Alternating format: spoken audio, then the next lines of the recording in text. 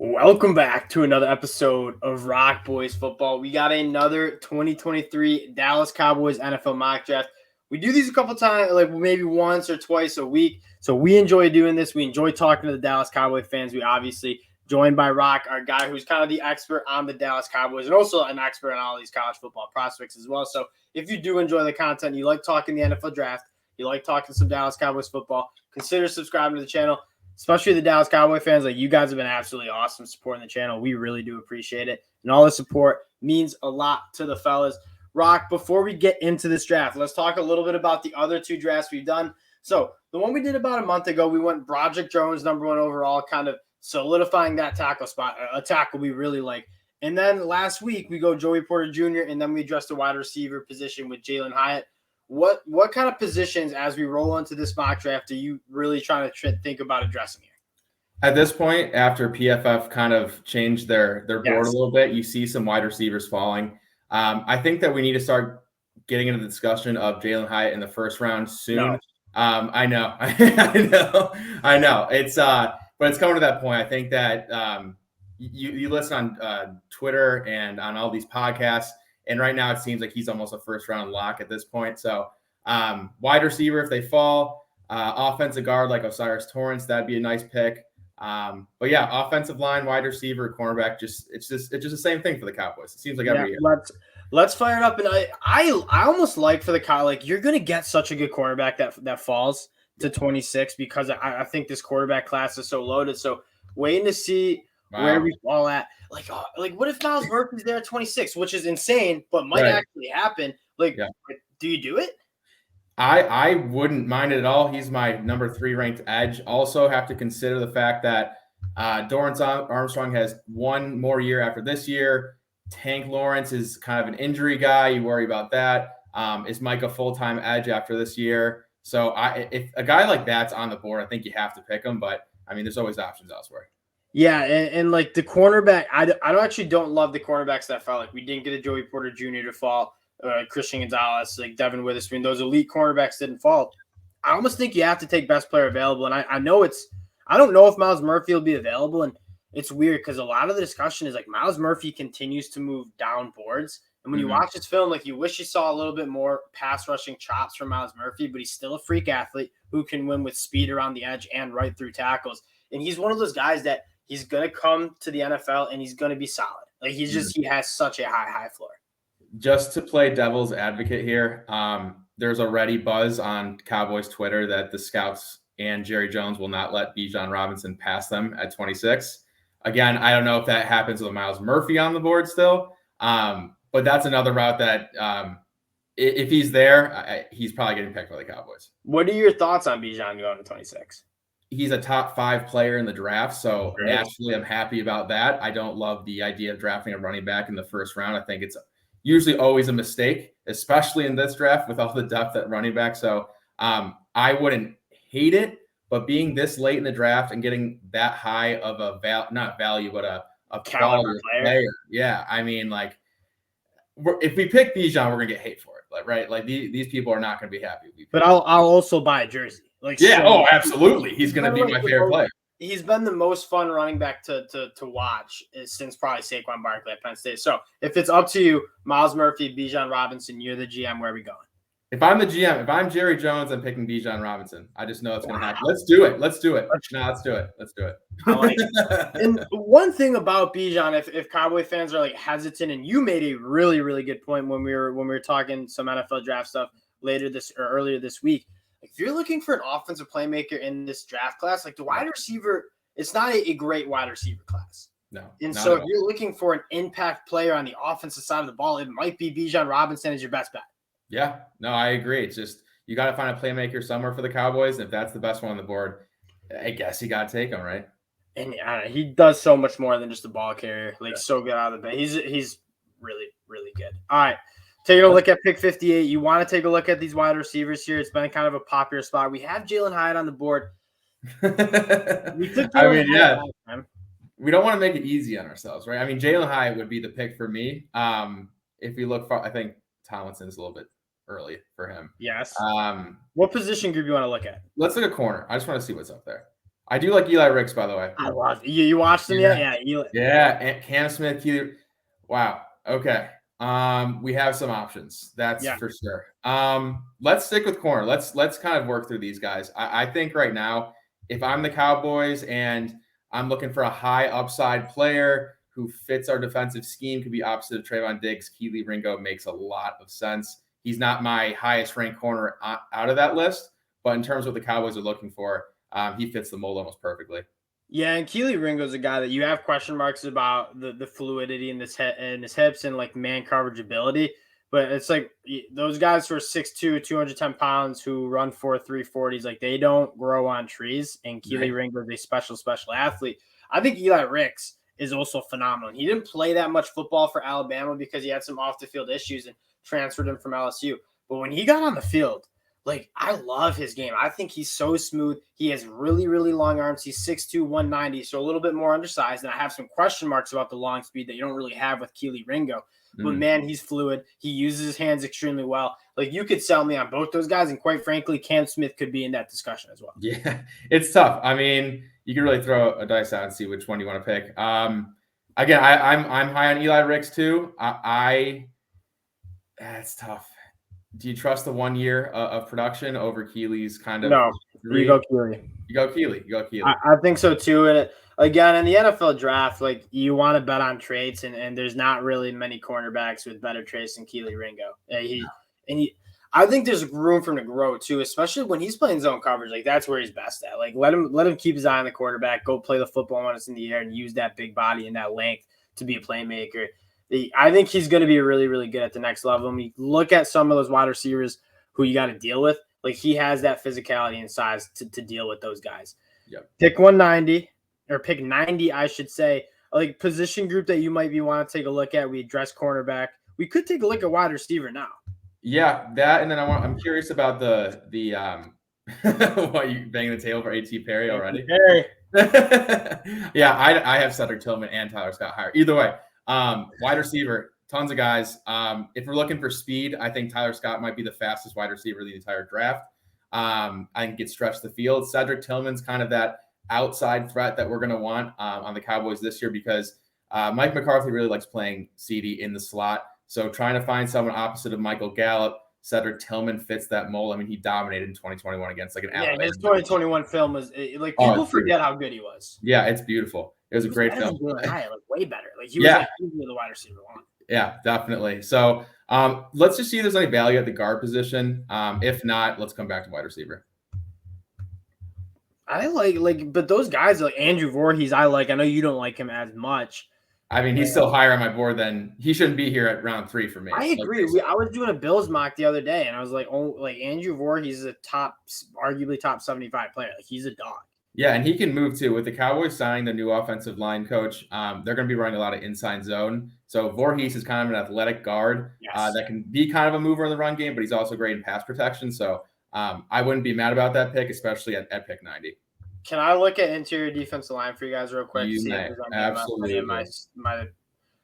Nope, gone. All gone. Andrew Voorhees it is. There's like a range where I like some of those guys like Moore, Jobo, Keandre Coburn. If those guys are on the board, maybe late day 2, I like that. But Andrew Voorhees, and he's like you kind of talked about him, but he's a phenomenal athlete, but he's very powerful. Like, he's a rogue.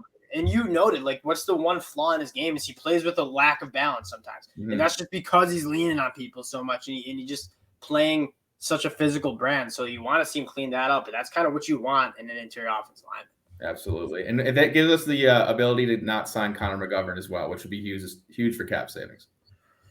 129 here. Linebacker is a toe up here. Check. Yeah. I mean, like at this point at the wide receiver, I mean, like it doesn't even. Yeah. I agree. Martin Mims is good, but Toto and Popo. I'm way higher than PFF on Toto. I don't think he should be here at 129 either. The value for somebody who's going to be a leader on the defense and prepares the way he does for games, tackles. I think he tackles well. I think sometimes he kind of bounces off of running backs and ball carriers, but I mean, he's just a leader on the defense. If we need someone to go up and fill the run, he's kind of the perfect fit. Yeah, Henry To'oTo'o is in this linebacker class. When you think of guys like Trenton Simpson. Like, there's not many pure linebackers who put out really good film and get that position. Like it's a lot of like really like Drew Sanders as well, just kind of like hyper athletic guys who fly around the field.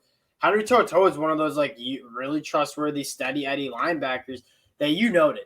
Like the play strength isn't quite what you want to see. Like I feel like he bounces off tackles a little bit. I feel like when he's filling holes, he's not really being that physical, but he's also really, really good at the position, and he gets it. And he's been a 2-year kind of captain on that defense for Alabama. I think that would make a lot of good sense at early round 4 here.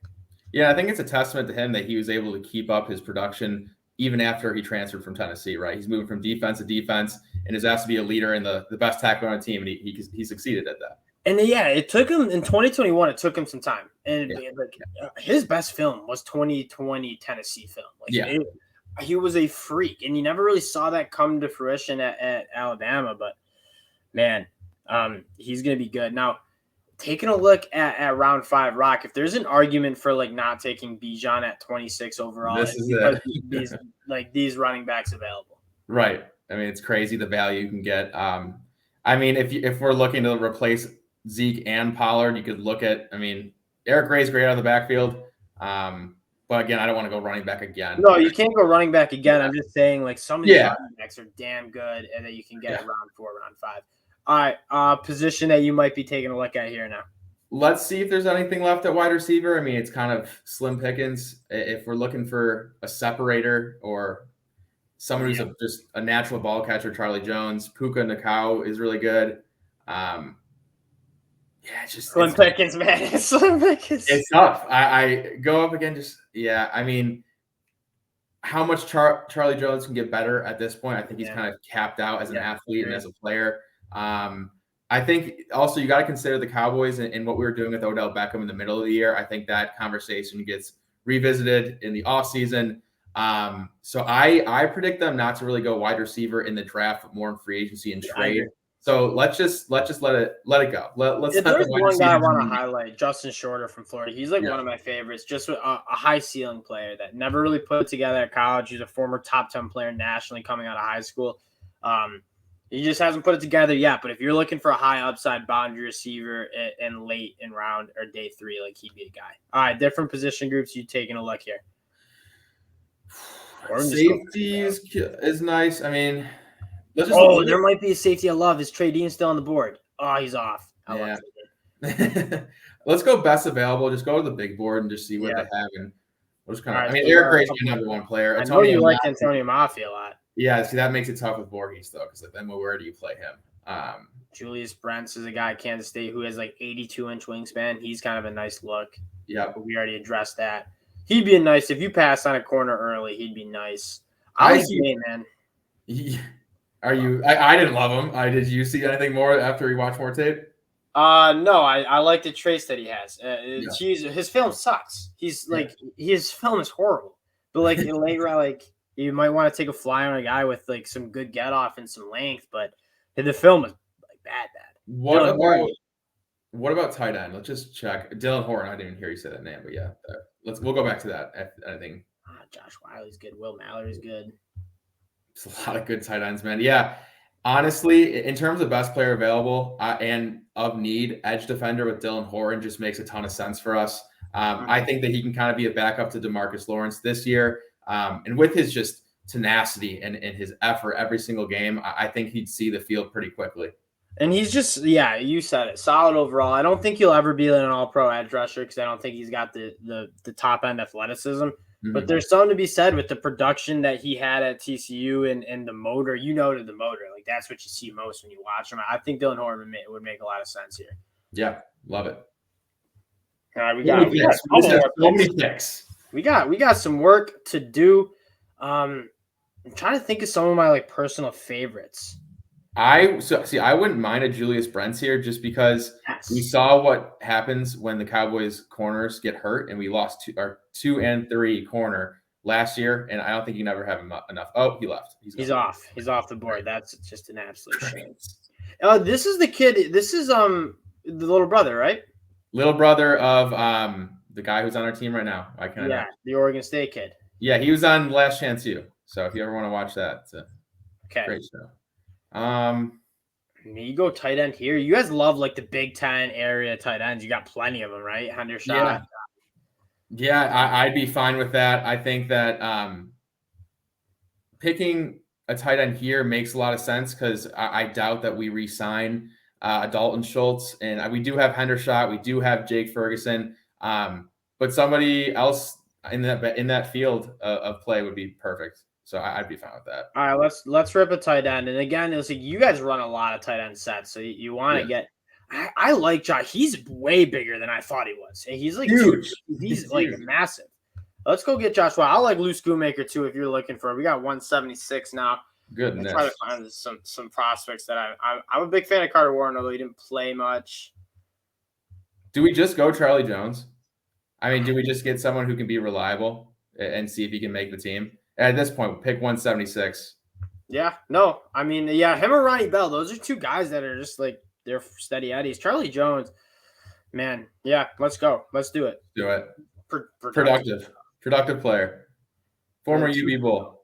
Yeah, that's right. 212, 246. I'm trying to think of some guys. I mean, you could obviously go kicker with like Jake Moody. Yeah.